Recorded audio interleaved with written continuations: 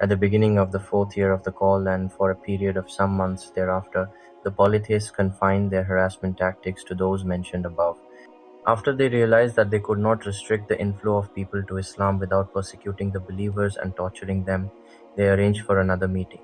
This time, they consulted amongst themselves and approved of a campaign of persecuting the Muslims and torturing them to get them to leave their religion. Each of the leaders began persecuting anyone in their tribe found to be following the religion of Islam. Whenever Abu Jahl heard of the conversion of a man of high birth with powerful friends, he would deride his good sense and intellect, undermine his judgment, and threaten him with terrible consequences if he was a merchant. If the new convert was socially weak, he would beat him mercilessly and subject him to unspeakable torture. The uncle of Usman bin Affan used to wrap Usman in a mat of palm leaves and set fire under him. When Musab bin Umair heard of her son's conversion, she subjected him to starvation and then expelled him from her house. He used to enjoy a luxurious and easy life, but as the outcome of the tortures he had to bear, his skin became marked with wrinkles and his suffering showed. Bilal, the slave of Umayyah bin Khalaf, was severely beaten by his master when the latter came to know of his conversion to Islam. Sometimes a rope was put around his neck, and street urchins were made to drag him through the streets and even across the hillocks of Makkah. At other times he was subjected to prolonged deprivation of food and drink. Once he was bound during the hottest part of the day and left in the valley in Makkah. Then Umayyah had a giant stone brought and placed it upon his chest.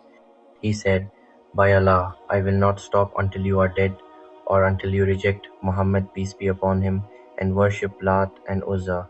Yet, even while Bilal was suffering, he said only, "One, one." Abu Bakr was passing by, and moved by pity, he purchased him and released him from slavery. Another victim of the cruelty of Quraysh was Ammar bin Yasir, a freed slave of Bani Makhzum. He, along with his mother and father, embraced Islam in its early phase. They were repeatedly made to lie on the burning sand and were beaten severely. Ammar was at times thrown on embers. The Prophet, peace be upon him, once passed by while they were being tortured and said, "O family of Yasir, be patient. You will certainly find your place in paradise." Yasir, the father, died because of the unrelenting torture. Sumayya, Ammar's mother, was bayoneted to death by Abu Jahl himself, and thus merited the title of the first woman martyr in Islam. Ammar himself was subjected to various modes of torture and was always threatened with continuous severe suffering unless he abused Muhammad, peace be upon him, and made an open confession of error to Allah and Uzza. In a weak moment he uttered a word interpreted as his retraction from Islam, although his heart never wavered, and he came back at once to the Prophet, peace be upon him, who consoled him for his pain and confirmed his faith. Immediately afterwards the following verse was revealed: "Whoever disbelieved in Allah after his belief, except him who is forced thereto and whose heart is at rest with faith." Abu Faki Afla, a freed slave of Bani Abduddar, was another of those helpless victims. The Makkan polytheists used to lay him down on scorching sand with a stone on his back so that he could not move, leaving him in this state until he lost consciousness. They used to tie his legs with rope and drag him around a lintel until they thought he was dead. Abu Bakr also passed him while he was being tortured, and he purchased his freedom for the sake of Allah. The oppressors used to fasten his feet with a rope and drag him in the streets of Makkah. Khabbab bin al-Arat was the slave of Anmar bin Sabah al-Khuzaiya. Tai was also an easy victim to similar brutality on every possible occasion and experienced unprecedented torture and ill-treatment. He was seized by his hair and dragged, twisted by his neck, and thrown into fire. Then his tormentors would drag him through the fire and not stop until his back was burned. Even the women converts were not spared, and the list is too long to include all of them. Zanira, Annatia, and her daughter Bais, and many others had their full share of persecution at the hand of the oppressors. Umar bin al-Khattab included, of course, before his conversion to Islam. Abu Bakr, who was wealthy among the early believers, purchased and freed some of those slaves, just as he did with regard to Bilal and Amir bin Fuhaira. The pagans would also throw some of the companions into animal enclosures and then drag them into the hot sun. They would put an iron armor on some of them and throw them upon boulders to swelter in the sun. No one would let his conversion to Islam be known except that he would have to undergo severe torture and suffering for the sake of Allah. As for the Prophet, peace be upon him, it was not easy to harm him because he had such significance, nobility, and matchless perfection of character that prevented even his enemies from committing any act of foolishness against him. He had as well Abu Talib, his uncle, who came from noble descent and had a large, influential clan to support him. This situation was a source of great worry to the infidels, but they felt that they could no longer exercise patience or show any tolerance before a frightening power marching steadily to rescind their religious office and worldly authority. Ibn Ishaq said, "Some men among the notables of the Quraysh went to Abu Talib.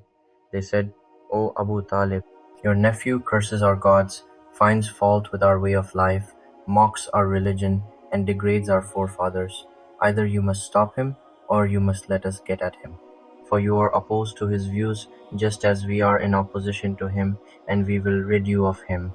Abu Talib tried to calm them down by giving a polite reply.